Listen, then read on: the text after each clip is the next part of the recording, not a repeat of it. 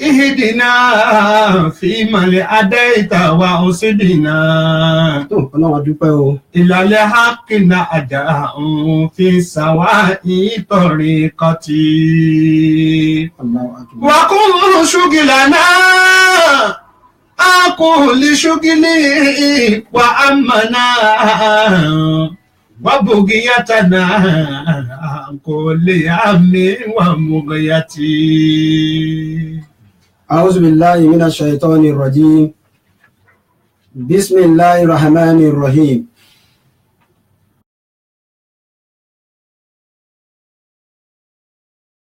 وصحبه وسلم. اللهم صل على سيدنا محمد وعلى آله وصحبه وسلم. الحمد لله رب العالمين الرحمن الرحيم مالك يوم الدين. tó a dá ọpẹ́ fún Ọlọ́run. Alhamdulillah. A yìn Ànábì wa Muhammad Sallallahu alaihi wasallam. Ọlọ́run ọba ìwọ náà ni a dá ọpẹ́ fún. Ìjẹjọ náà ló dàbí àná yìí. Bàbá Imam, inú mi dùn pé níjẹjọ a jọ wà lórí ètò ni. Àwa dápẹ́ fún ẹja wòye hours, káwòye minute, káwòye seconds tó ti rí kọjá láti ìjẹjọ tó fi di èní. Ọ̀pọ̀lọpọ̀ òjò ló ti rọ̀ tílẹ̀ ti fi mu. Àmọ́ Ọlọ́run ní ká máa bẹ láyé àtàlàáfíà, a dá ọpẹ́ fún Ọlọ́run ọba náà. Alhamdulillah. Lábẹ́ bẹ́ẹ̀ àwọn àfáà wa, àwọn òbí wa, Olúwa ò tábà ní ká máa kà wọ́n, àfáà Abdul Gani Ọlọ́jàre pẹ́. ilẹ̀ ó kún. Orí atẹ́gùn la wà, gbogbo ayé ló ń wò wá, gbogbo ayé náà sì ń gbọ́ wa. Èyí tẹ́mi máa ń sọ fún gbogbo èèyàn ní pé orí ètò Al-Hikma, mo sọ fún bàbá wa Imam nígbà tá a jọ ń discuss, mo ní àfáà tí ò bá competent à ní gbé wá sórí ètò, adẹ́kọ̀ọ́ lájí sọ. Torí pé gbogbo ayé ní ń gbọ́ wa, àwọn kan wà tí wọ́n fẹ́ criticize, àwọn ní wọ́n fẹ́ pè wọlé tí ò bá yé wọn, ká wá pè wá ká má lè defend nǹkan tí a sọ. Ọlọ́run ní jẹ́ a ṣe bẹ́ẹ̀. Tó orí ètò tá a wà lórí ètò Al-Hikma lórí ìbílẹ̀ rédíò Nàìjíríà pẹ̀lú àfọwọ́sowọ́pọ̀ ìbílẹ̀ rédíò UK ní ilé agodo wa lọ́hùn. Ìbílẹ̀ rédíò Nàìjíríà yìí rédíò ńlá kan ni tó lálẹ́wù láti ìlú London fún àbìjẹ̀ ní Ọlọ́jàre pẹ́. tó lálẹ́wù láti ìlú London. Àwọn náà fọwọ́sowọ́pọ̀ pẹ̀lú ìbílẹ̀ ẹ̀ka wọn náà ló débi tá a ti ń sọ̀rọ̀ lénìí. Tí ẹ bá fẹ́ máa gbọ́ ìbílẹ̀ rédíò tàbí fẹ́ máa wò wá lọ sí kéèyàn lọ sí orí wẹ́bsáìtì wa www.ibileradio.com. Sáti tẹ̀ síbẹ̀. Sáti tẹ̀ síbẹ̀ Sójú rẹ̀. lọ́wọ́ kan náà ni. Tàbí kéèyàn lọ sí orí TuneIn Radio lórí Apple Store rẹ tàbí Play Store. Tẹ̀ síbẹ̀ TuneIn Radio yìí tó bá ti tẹ̀ síbẹ̀ àwọn rédíò sí pọ̀ mbẹ̀ ìbílẹ̀ rédíò náà ó bá ń bẹ̀. Ó dọ̀nà mélòó? Ó dọ̀nà méjì. Tó bá yẹ pé lórí àti àṣíkáyé ni lọ sí orí Facebook tàbí orí Facebook ṣáàtì lọ tẹ ìbílẹ̀ rédíò ìjọba bá ti wọ ní o tẹ gbówó ọkọ tẹ ìbílẹ̀ rédíò UK gbówó ọkọ tẹ ìbílẹ̀ rédíò Nàìjíríà àbí ìbílẹ̀ rédíò tiwa mẹ́tẹ̀ẹ̀ta pátá iṣẹ́ kan náà ní gbogbo wọn. Tàbí kò lọ sí orí tàbí ní orí Instagram kò síbi tí ìbílẹ̀ rédíò sí kò wá síbi tí wọ́n ti máa gbọ́ káàkiri gbogbo ayé. Ọlọ́run àfi àsìkò ibẹ̀ aláṣẹ ilé-iṣẹ́ ìyá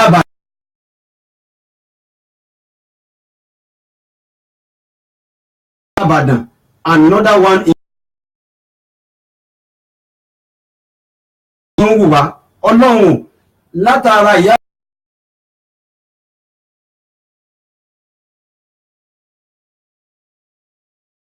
náà Olúwa ọlọ́mọdé púpọ̀. Gbọ́ tá à ń ṣe ètò lábẹ́ bọ́dà wa já sọpẹ́ ni o bọ́dà Olúmídé ni o àti wa tí ń ṣètò nípa ètò àwọn òṣèré lóríṣiríṣi bẹ́ẹ̀ bẹ́ẹ̀ á pọ̀ bẹ́ẹ̀ táwa lábẹ́ wọn Ọlọ́run Olúwa ò bá ránṣẹ́ àánú sẹ́ni kọ̀ọ̀kan wa bá ṣe wá tọrọ fún wọn kíkórí bẹ́ẹ̀ fún àwa náà la hawla wala quwwata illa billah. Orí ètò wọn láwa Al-Hikma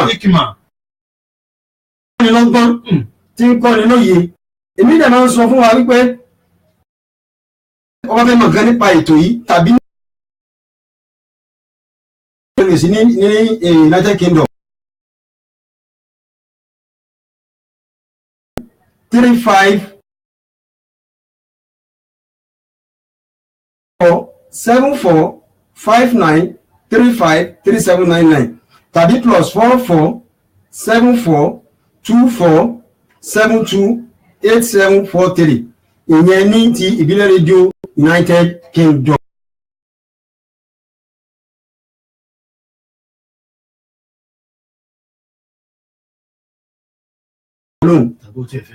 tàbó fẹ́ dá sí ètò Al-Hikmat tá a wà fábìgẹ̀ ní mo ọlọ́jà bíi pẹ́. ètò Al-Hikmat tá a wà yìí tọ́gbọ́n orí ẹ̀ ló ti fẹ́ dá sí ètò wọ́n wá pé nọ́mbà tó wà pè wá sí +2347069678147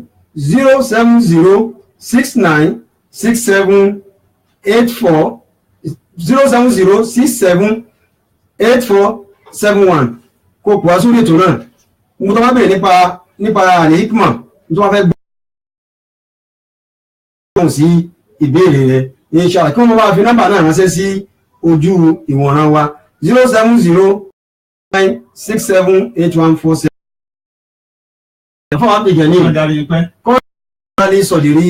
أعوذ بالله من الرجيم بسم الله الرحمن الرحيم وبه نستعين ربي زدني علما قال رب اشرح لي صدري. قال رب اشرح لي صدري ويسر لي أمري وأحلل عقدة من لساني يفقهوا قولي واجعل لي وزيرا من أهلي هارون أخي أشدد به أسري وأشركه في أمري كي نسبحك كثيرا ونشكرك كثيرا إنك كنت بنا بشيرا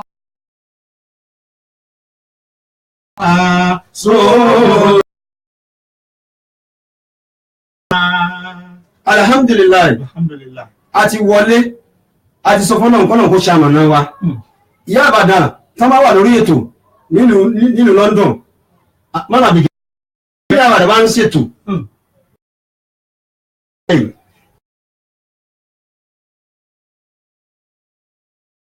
bẹ́ẹ̀ náà lọ́rọ̀ wọn ṣe rí torí pé kí ni Ọlọ́run ní ṣe kí ni Ọlọ́run ní ṣàmọ̀nà wọn. kọ́lá kọ́dí ti já. Olúwa ṣàmọ̀nà wa o. Sùúlẹ̀kẹ̀ yá Musa. Ọlọ́run ṣàmọ̀nà wa o. Kọ́lá kọ́dí ti já. Yá Musa.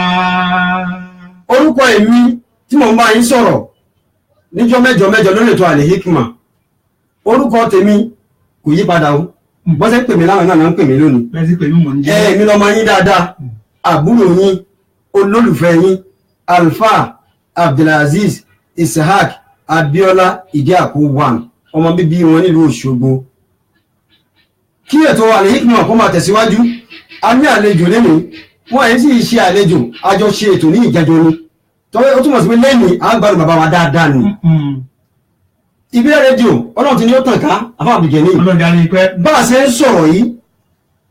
ń sọ̀rọ̀ yìí téèyàn bá mọ location wa kó wá wọn location wa ìlú Kaduna la wà. mo la wà yìí. ìlú Kaduna ibẹ̀ la wà lẹ́nu níjẹ̀jọ́ rẹ̀ bàbá imam ìlú Àbújá la jọ wà lẹ́yìn a wà ní ìlú Kaduna. Ọlọ́run ló pe ètò Al-Hikmat bẹ́ẹ̀ Ọlọ́run ló pe iléeṣẹ́ rédíò ìbílẹ̀ rédíò Ọlọ́run ló pe bẹ́ẹ̀ Ọlọ́run ló fi ṣe ráyè. kọ́lá kọ́ni ó ti já. bẹ́ẹ̀ni. Sùúlẹ̀kẹ̀ yá Musa. Ọlọ́run àfi ọ̀rọ̀ wa lé ọlọ́run. Kọ́lá kọ́ni ó ti já. Sùúlẹ̀kẹ̀ yá Musa. Àbábìjẹ ní níjẹjọ àìsí mẹ́rẹ̀ bá wa dá sí tọ́bí ìgbà táwọn bàbá wa ń tírìtì lọ níjẹjọ gbogbo tẹ́mi ṣe pè hambu ni a pè ní word of vanity. Word of vanity. Ilé ayé asán. Ayé asán. Word of vanity. Àwọn ń bọ̀rọ̀ náà lọ níbi tọ́lọ̀ ti sọ fún ànábì wa Muhammad. Sallallahu alayhi wa sallam. Kò sẹ́rẹ̀ èrí ọ̀rọ̀ tá a sọ níbí tí a ní fi ọ̀rọ̀ náà jẹ́rìí àti ọ̀rọ̀ ànábì Muhammad sallallahu alayhi àti ọ̀rọ̀ àwọn òjíṣẹ́ kọ̀ọ̀kan torí lórí ètò Al-Hikmat pàápàá nínú Islam láàánú fàríkù báyìí hajj mírú kò sí ànábì kan táwa yà yàtọ̀ gbogbo wọn pátápátá òjíṣẹ́ Ọlọ́run ọba ni wọn. nínú yìí níjẹjọ à ń sọ̀rọ̀ Ànábì Isa alayhi salatu wa salam àmàlùjẹ ní sí Jésù táwọn sí Jesus Christ ó là ń bá lọ níjẹjọ nítorí wípé bí Ànábì Muhammad sallallahu alayhi wa sallam bó ṣe kọ́ wa lẹ́kọ̀ọ́ bẹ́ẹ̀ náà ni Jesus Christ tó náà ṣe kí ni o tó kọ́ wa ní ẹ̀kọ́. Al-Qur'an ni wọ́n sọ fún Ànábì wa Muhammad sallallahu alayhi wa sallam ayàtà fi wọlé níjẹjọ nìyẹn. Qur'an sọ pé bal tusiruna al-hayata ad-dunya. bal tusiruna al-hayata ad-dunya wal akhiratu khayrun wa abqa inna hadha lafi suhufil ula suhufi Ibrahima wa Musa. Ọlọ́run wá ń challenge wa bí ẹni wípé òun kọ́ ló dá wa. Ọba tó challenge wa ó ti mọ̀ wá ó mọ̀ ìbú àti òró wa. Ó wá ní èéṣe ẹ̀yin ọmọ Ànábì Ádámà bal tusiruna al-hayata ad-dunya. bal tusiruna al-hayata ad-dunya. Ẹ̀kú ilé ayé níyà púpọ̀. wal akhiratu khayrun wa abqa.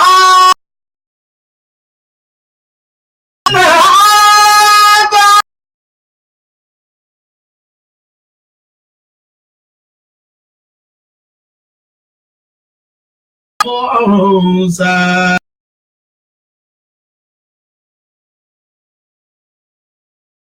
Torí pé nǹkan ní ká máa sọ òun.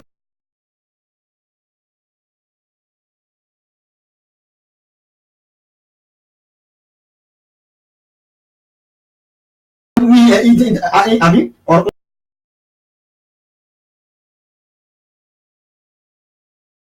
wọn bal tusiruna al-hayata.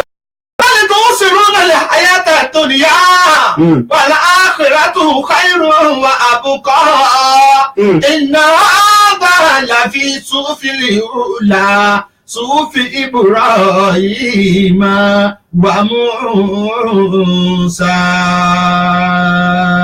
Àmàlùjẹ ní Ànábì Isa alayhi salatu wa salam tí tá a mọ̀ sí Jesus Christ. Ayé Jésù kan náà ayé mà fúyẹ́ púpọ̀. Ẹ wo ayé tó ogun viral. Ogbó àfà la ilaha illallah. Ẹ wá béèrè lọ́wọ́ mi pé ọjọ́ orí mélòó ni Ànábì Isa lò láyé? He spent only 33 years. bal tusiruna al-hayata ad-dunya. bal tusiruna al-hayata ad-dunya wal akhiratu.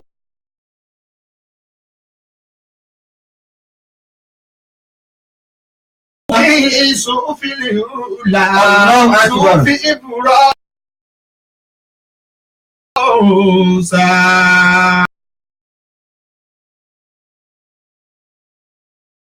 Wọ́n ní lóye ètò tí ò ní fi.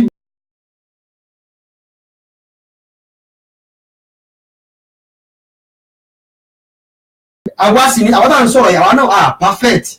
Àwa náà ti báwa náà dáa tán. Àjọ rán wa létí kọ́nà òun jọ tún wa ṣe ni. Àwa nítorí pé dáa tán àbáwa náà ní. Èyí tí ó bá wa wí.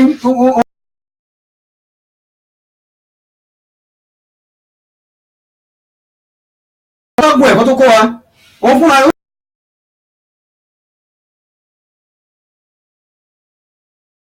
Ìzú dúnìyà rọ́bà.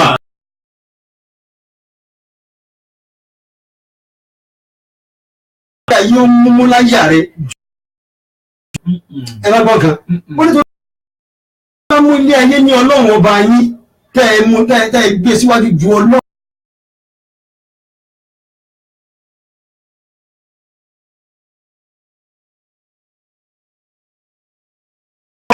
khayrun wa abqa.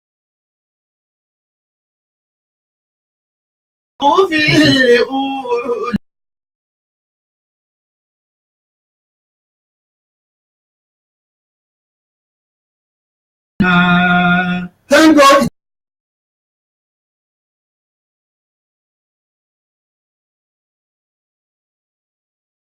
Dúnìyà rọ́bà ẹ má mú ní ayé.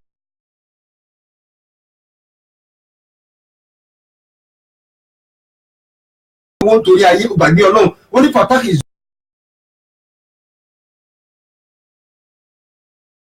gbogbo ilẹ̀ ẹ̀ di ẹrú ayé.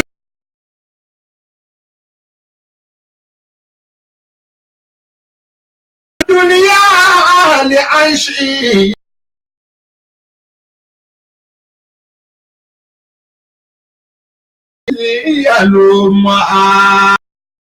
Salatu wa salam. Ó ní kanus tanzakun. Tẹ́bàrẹ́ fi nǹkan pamọ́. Ọlọ́run ní kẹ́ fi bilé lọ́wọ́ o. Ẹ máa wọ Jesus Christ. Allahu Akbar. Báwo ni máa wò pé àwa Mùsùlùmí ọ̀rọ̀ Ànábì Muhammad máa sọ. Àwọn Ànábì Ọlọ́run ní kó alẹ́kọ̀ọ́ rẹ̀. Ẹ wo tí sọ. Ó ní kan.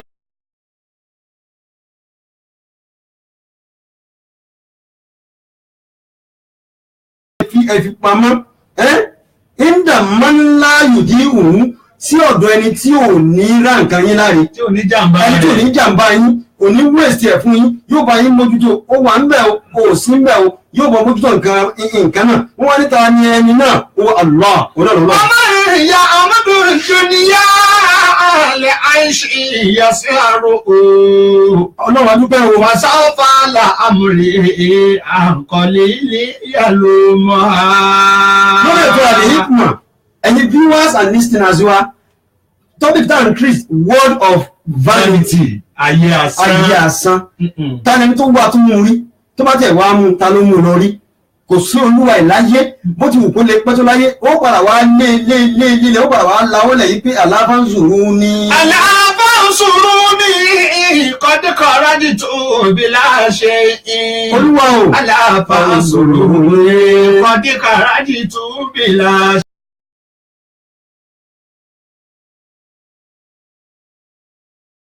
Olúwa owó tẹ́ẹ̀jọ dààmú tẹ́ẹ̀jọ ṣe wàhálà rárá àwọn oníbàárà máa jẹ́ tí Yorùbá sí láyé má. Àbẹ́bí sáà wà á dákẹ́ Jesus Christ kò dákẹ́. Ó ní fàyínà sọ ibà kanzu dúnìyà yòókù.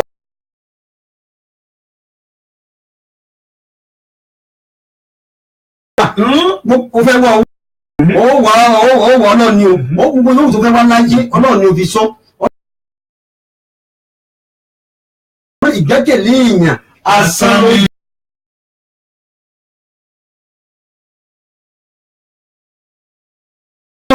Ìdààmú.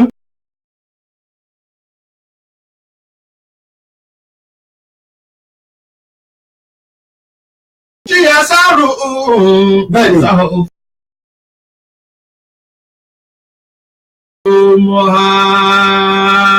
Àwọn àgbà ní gbogbo ọdún tó wí ń bọ̀ wá bẹ́ẹ̀. Àwọn náà rán mi létí máa ń para ẹ̀. And treat. Ẹgbẹ́ Jesus Christ sọ nígbà tó ń bá ẹnì kọ̀ọ̀kan ó ń bá èmi sọ̀rọ̀, ó ń bá ìwọ náà sọ̀rọ̀. Orí ètò Al-Hikma la wà. Gbogbo ẹ̀yin tẹ́ ẹ̀ ń gbọ́ wa etí tẹ́ ẹ̀ fi ń gbọ́ wa etí náà ò ní fọ́, etí náà ò ní di. Ojú yín náà ò ní fọ́. Ẹ̀ sì jẹ́ bá a ṣe tọrọ fi rànjọ orí bẹ́ẹ̀. Sọ́n tẹ̀lé mi. Àlejò ìṣẹ́ni wà sọ́ọ́yìnbù kanzullah. Ẹni bá fi nǹkan pamọ́ sọ́dọ̀ Ọlọ́run tó gbé ẹ̀mí rẹ̀ lé Ọlọ́run lọ́wọ́ tó dúró tọ Ọlọ́run pẹ̀lú gbogbo tí wọ́n láyé la yuhafu alayhi hafatu.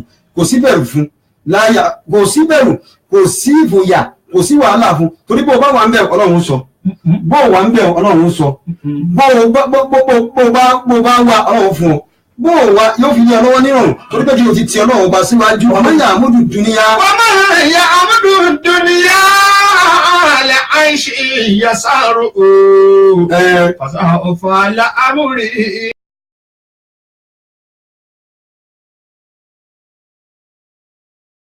Dùnìyà tí ilé ayé bá ṣe nǹkan fún ọ lẹ́nìí tínú rẹ̀ ń dùn òun wá ń yin ilé ayé wá ń yìn ọ́ inú wọn wá ń dùn sí chairman lọ́tún chairman lọ́sì sẹ́nẹ́tọ̀ níbí alága níbí ìwọ ni tàfà gbogbo tó wáyé wá ń jọ lójú wá ń yin ẹgbẹ́ ayé ìmọ̀ dùn ayé ìmọ̀ dáa o tó pé kí ni ìdùnnú tó wọ́n ní ayé òun ń dùn mọ́ ọ́nú ayé ìmọ̀ dùn ayé ìmọ̀ dáa o èmi mò ń gun flight èmi mò ń ṣe kíní kan èmi mò ń ṣe gbá èmi ni mọ́tò mi lọ́sì. Fasawfa la amri an qalili yalumuha. Ìbànújẹ́ pọ̀ lẹ́yìn ẹ̀ ó dé tán. Fasawfa la amri an qalili yalumuha. Ìbànújẹ́ mi ó wọlé tó yàn fúnra ẹ̀ ló fẹ́ ẹnu ara ẹ̀ máa converse bí ayé ìmọ̀ burúkẹ́ ayé ìmọ̀ láta tí báyìí sì wá rí lélẹ̀ kéèyàn ó lọ kó dágbére láàárọ̀ kó sì máa wọ̀ ní ọmọ kékeré kéèyàn lọ sí school kó graduate kó parí gánà sáàbù tán ó sì jáde láyé ayé mọ̀ gbúrú sáyé tí mo fẹ́ gbẹ́kẹ̀lé nìyẹn. Pátá ń fa àlà amúlẹ̀ àǹkọ̀lì ìyàlú mọ́ha. ayé tó pààyàn lẹ́rìn láàárọ̀ tó gbomi lójú rẹ̀ lálẹ́. Pàṣẹ ń fa àlà amúlẹ̀ àǹkọ̀lì ìyàlú mọ́ha. àbáwọn ní ìlànà nígbà láti. Ìzá àdèbàrà. báyìí bá kọjú sí olóòní tó lọ́wọ́. Alẹ́ mari òsèrà tó. báyìí bá kọjú sí olóòní o alàlẹ́ mari òsèrà tó. Ìzá àdèbàrà. Alẹ́ mari òsèrà tó. lọ́wọ́ rẹ̀. Kẹ̀sí mu wa.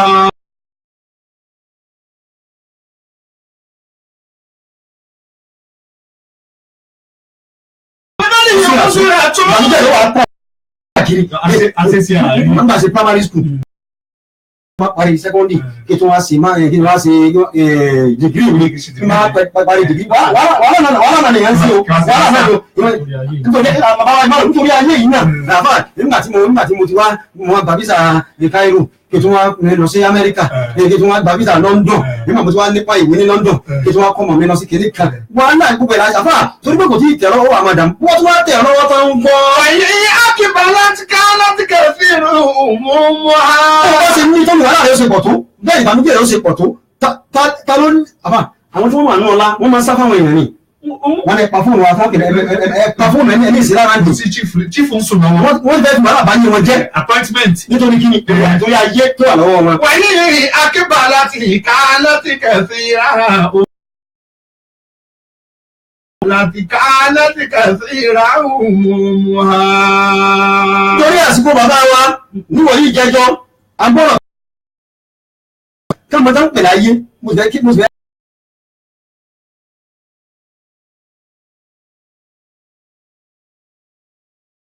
ọ̀rọ̀ Ọlọ́run kò ṣeé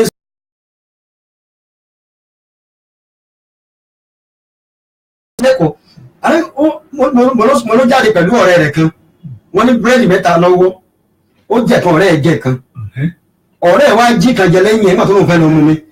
ó ṣe kí ni. ó jí ẹgbẹ́ rẹ̀ ẹ̀yọ̀kan jẹ ẹ̀yọ̀kan tó kù aláìní yìí sáwá béèrè Jesus Christ ó béèrè lọ́wọ́ ẹ̀ títí tí bá ọkùnrin yìí ò jẹ́wọ́ ó fi oríṣiríṣi àwọn nǹkan hàn kò jẹ́wọ́ ibi tá a bá bá dé ni pé wọ́n rìn lórí omi àyè bàbá wa wọ́n rìn lórí omi láì tẹ̀rì nígbà tí wọ́n wá tó wá dé etí odò ní òdì kejì wọ́n wá ní ìwọ̀n arákùnrin Ọlọ́run bá tó mú wa rìn lórí omi tí ò jẹ́ àtẹ̀rì mo fi Ọlọ́run bá mo fi bẹ̀ ọ́ mọ́nyà ahaza rọ̀gífà ta ló jí bẹ́ẹ̀lì tí mò ń béèrè torí ọkàn mi ò kún bẹ́ẹ̀ ń dùn mí ni téèyàn bá ń tẹnu mọ́ nǹkan téèyàn bá ń tẹnu mọ́ nǹkan wọ́n nínú kó máa dùn mọ́ àbí kó máa dùn ún rárá téèyàn bá tẹnu mọ́ nǹkan nínú kó máa dùn mọ́ àbí kó máa dùn ún. àwọn ìṣẹ́ kò kú ọ̀lọ́kàn mi ni ó ní òun kan ni mo jẹ́ wọ́n afábùgà ní wọ́n ń bá a lọ bẹ́ẹ̀ àdébìyí sábà kó ó pin sí ó wá kó.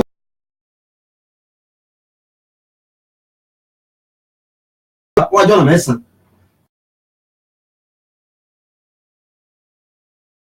ẹ máa wù mí ní tí mò ń ṣe lọ́wọ́ yìí. ìsá ṣàdúrà sí ó porúkọ náà sí ó di gold ìdá mẹ́ta ẹlẹ́ẹ̀kejì ó ṣàdúrà sí ó di gold ìdá mẹ́ta ẹlẹ́ẹ̀kẹta ó ṣàdúrà sí ó di raw gold ó wá ní ìwọ ọ̀rẹ́ mi ọkùnrin wá ní irú ìyẹn wọn tó bá ti lè sọ báyìí. èsì wá rí bẹ́ẹ̀ mírẹ́kù inú òjíṣẹ́ Ọlọ́run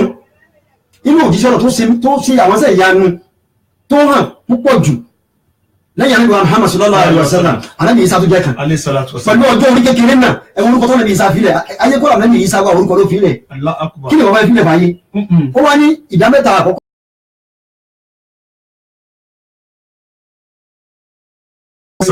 okùn mẹ́fà ọkùnrin ìdá mẹ́ta kejì nǹkan Ànábì kejì okùn mẹ́ta ẹlẹ́ẹ̀kejì ńlẹ̀ ìdá mẹ́ta ẹlẹ́ẹ̀kẹta wọ́n ti mú lẹ́yìn ọkọ̀ọ̀kan arákùnrin wọn bẹ̀rẹ̀ pé wọ́n ẹlẹ́ẹ̀kẹta Ànábì tí wọ́n náà sì ti kó ìdá mẹ́ta kan tí wọ́n ní ìdá mẹ́ta ọ̀kan tó kù yìí o a kò sílẹ̀ ẹni tó jẹ búrẹ́dì wa tá à ń jọ ń wáhùn tá à jọ ń wáhùn tá à rí láti jọ tí ti ń béèrè rẹ̀ ẹni ẹni wàá kó ẹlẹ́ẹ̀kẹta yẹn ìwọ ti kó tiẹ̀ mi ti kó tèmi ẹni ó jẹ búrẹ́dì tá a mọ̀ tá a dẹ̀ rí tí ò sí lára wa oníwà kó ìdá mẹ́ta ọkùnrin ní àlẹ́ mi sá ọ̀hún ní bínú ni èmi mo jẹ búrẹ́dì. ìdá àdìbàrát káàt alálẹ́mọ́lì ó sì rà tó.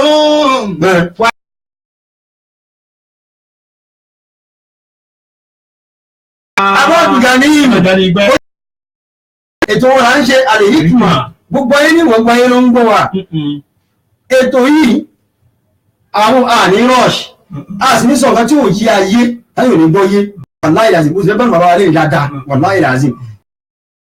wọ́n á jẹ́wọ́ nígbà tán ní ẹni kẹta ní ó kó góòjì ayé ẹni tí wọ́n fi ọlọ́run wa bẹ̀rẹ̀ fábùkẹ́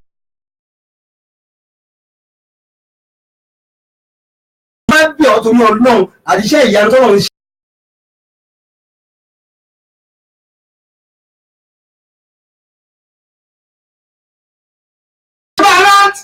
Láti alálìmọ́rí òsìrà tún. La ilaha illallah. Akíbalát ká anáfi kẹfì ra òmùmọ́. Àlejò náà ló wá jẹ́.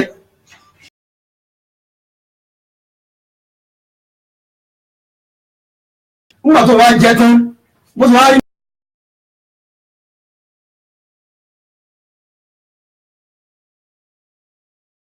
Ìsá àti ti ẹlẹ́ẹ̀kẹta tó jẹ́ pé ẹni tó jẹ búrẹ́dì làwọn tá a fẹ́ kó fún tó bá wá jẹ́ pé ìwọ náà lọ jẹ́ gbogbo ẹ̀yà mẹ́sẹ̀sán mo kó fún ọmọ òkú lọ́kùnrin ìwọ náà ni ẹni náà aláwọ̀ ìdá àbíbálát ká láti ìwọ ni ẹni náà mo kó fún ọ.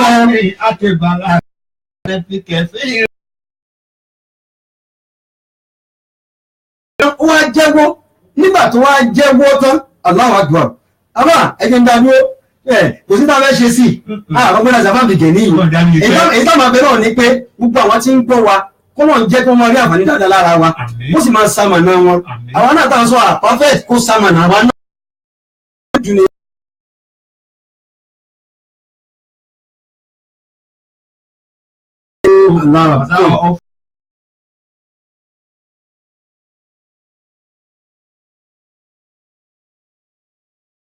lọ́jọ́ kan ó wá rí arákùnrin wa sọ pé ìwọ Musa bò ló ń lọ ìyẹn Moses ó ní mo fẹ́ lọ bá Ọlọ́run bá mi sọ̀rọ̀ ni ó ní tó bá débẹ̀ sọ fún Ọlọ́run rẹ pé bá mi tọrọ oore ńlá ẹ máa bá bàbá ibi tí fi ọ̀rọ̀ tèmi kọ́nu bá ń tọrọ oore ńlá níwájú Ọlọ́run nígbà tí Musa lọ́dọ̀ Ọlọ́run tó bá Ọlọ́run sì fàájì tán ó jíṣẹ́ fọ́lọ́run Ọlọ́run ní máa lọ nígbà tó bá fi débẹ̀ ó ti bá oore ńlá lọ́wọ́ ẹ̀ ẹ máa bọ́ nǹkan oore ńlá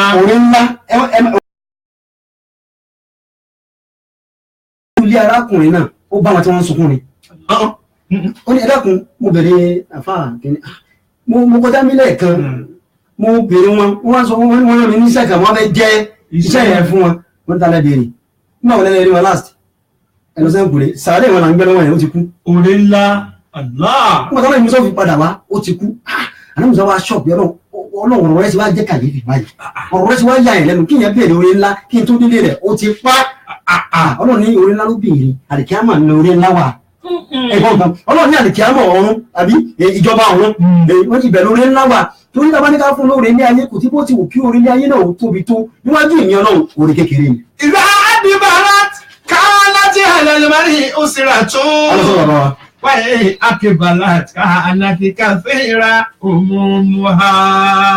ìjọ mẹ́jọ yìí bẹ́ẹ̀ ń bọ́ wa ẹ máa bá wa ká lọ níjọ mẹ́jọ bàbá wa nítorí àsìkò ẹ dárúkọ yín.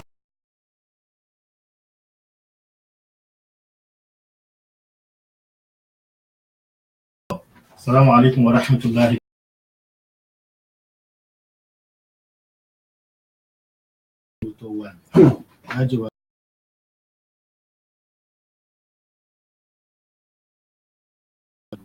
Àmín. Tó ẹjọ́ ṣètò ní.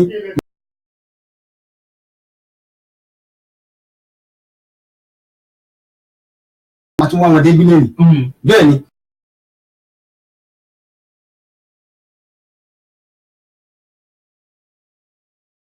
wọ́n ní òkè nínú àwọn ìbéèrè mi ìta tún wá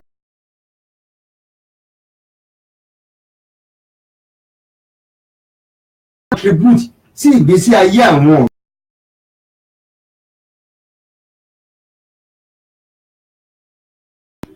أعوذ بالله من الشيطان. اللهم صل على سيدنا محمد وعلى آله وصحبه وسلم. alhamdulillah.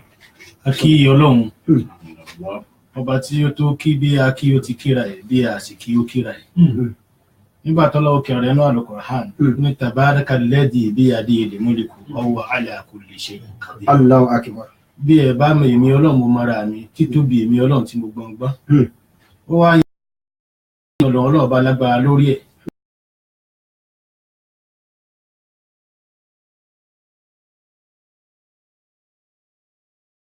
Àwọn àfáà wa Ọlọ́run bá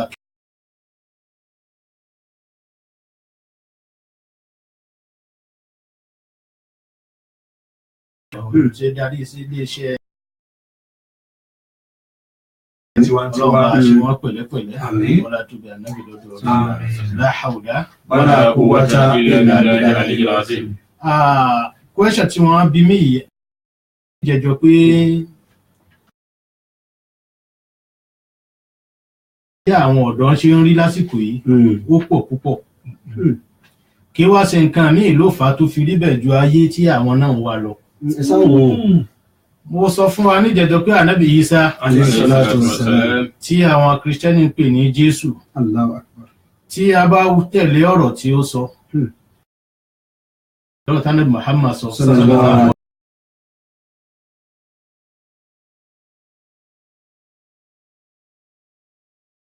ó yé wa pé fẹ́ràn ọmọnìkejì ẹ gẹ́gẹ́ bí ara rẹ̀. Fẹ́ràn ọmọnìkejì gẹ́gẹ́ bí ara rẹ̀. Ànábì Muhammad sallallahu alaihi wasallam. Wọn náà dẹ̀ jẹ́ ó yé wa nú rẹ̀ pé la yu'minu hatta yuhibba li nafsihi.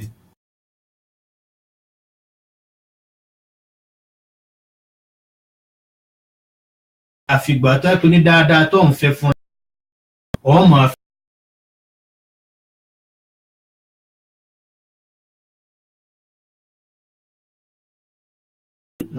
táwọ̀rọ̀ àwọn ànábì Ọlọ́run méjèèjì yìí tí a bá tẹ̀lé wọn nínú Islam a ní dààmú àwọn ọmọ wa ló sì ní dààmú.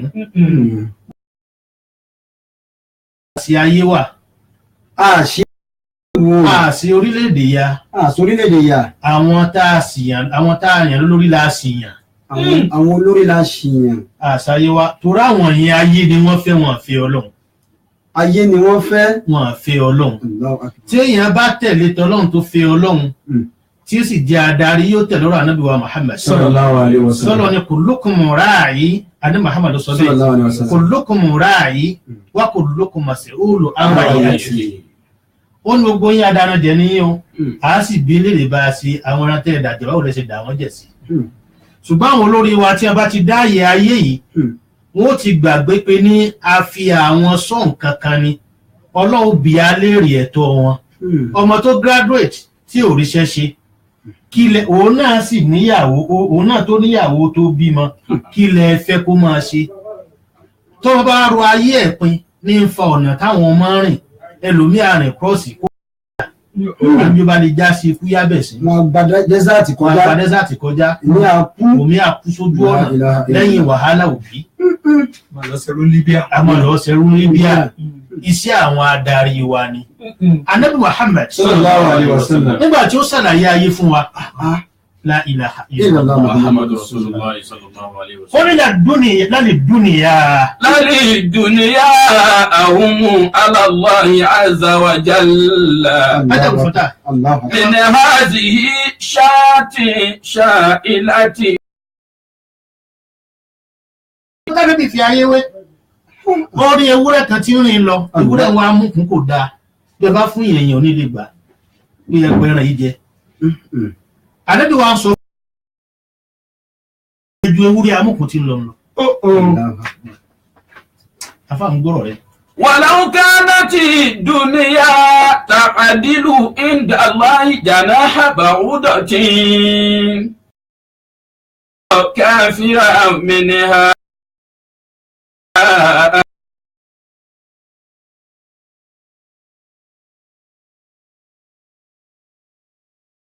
ìyẹ́ ẹ̀fọn tí máa jẹ́ yẹn yẹn.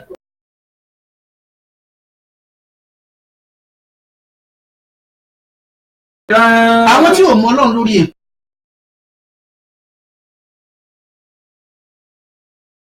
ó sì wú ẹ máa ṣe ẹ padà bọ̀ àbáni.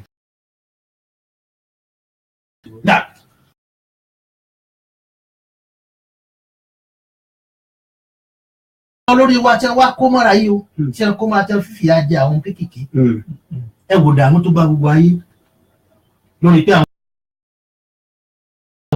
ẹjá náà dọ̀rọ̀ bí ìsánà. alayhi salatu wassalam. anábì Ìsá gan fúnra ẹ̀ ẹ̀jẹ̀ Muhammad aṣọ yìí ẹjẹ́ agbọ́n tánàbí. fi surati.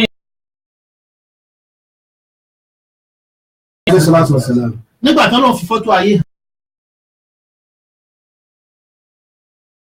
fọ́tò obìnrin arúgbó alayha min kulli zinatin. gbogbo tí wọ́n ń jọ̀sọ̀ tí ẹ máa ṣe fọ́mọge pátá ni wọ́n ṣe fáyé bá wọ́n ṣe fárúgbó obìnrin.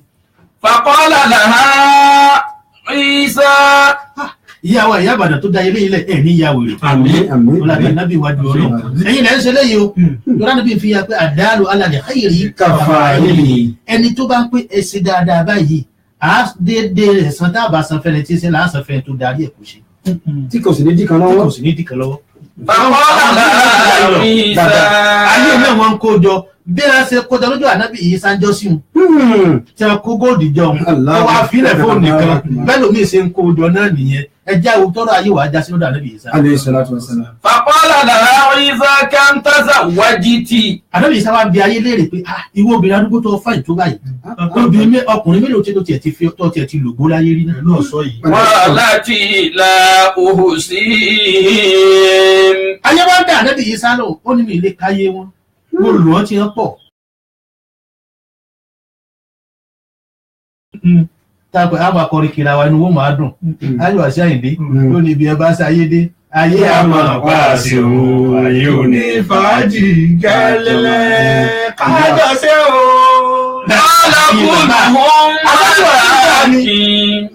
ọkùnrin tàn wá. àti forí ta ni àṣà àráyé sí débi kàṣáyé ló ṣe á. la ilaha illallah.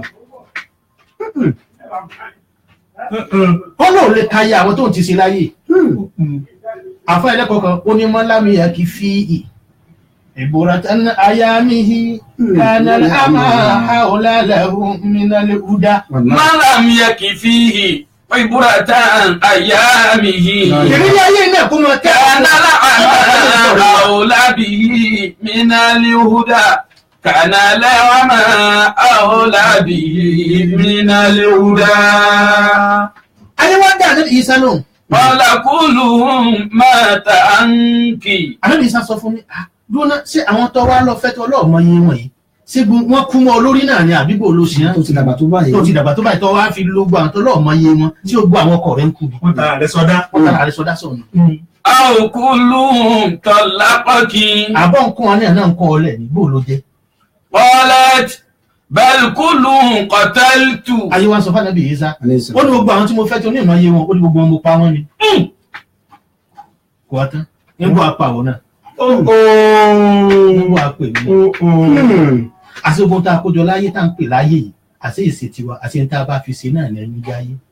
bàbá wa ìbéèrè pọ̀ ní tí mo rí nínú ìdáhùn yìí ni pé a ṣe ayé wa a sì lúyà àbíbẹ̀ kọ́lẹ̀ wí bẹ́ẹ̀ni àmọ́ àwọn olórí ńlá sí àwọn kan ìwà contribute sí ìgbésí ayé àwọn ọ̀dọ́ ìkàlùkù wọn sáyé báṣubàṣu àwọn amú wa bó ṣe wọ bàbá ọlọ́ọ̀dì arí pẹ́ làákàyè náà ní dàrú baríkà náà dé iwájú Ọlọ́run ó mà dákẹ́ yẹn lágbàlagbà lẹ́kọ̀ọ́ àwọn lọ sórí ìbéèrè mi ẹ̀rí ìbéèrè mo fẹ́ béèrè yìí ìbéèrè yẹn ó ní í ṣe púpọ̀ torí pé wọ́n ní tójú àgbàlagbà rí tó fi jìn tójú ọmọdé bá rí ojú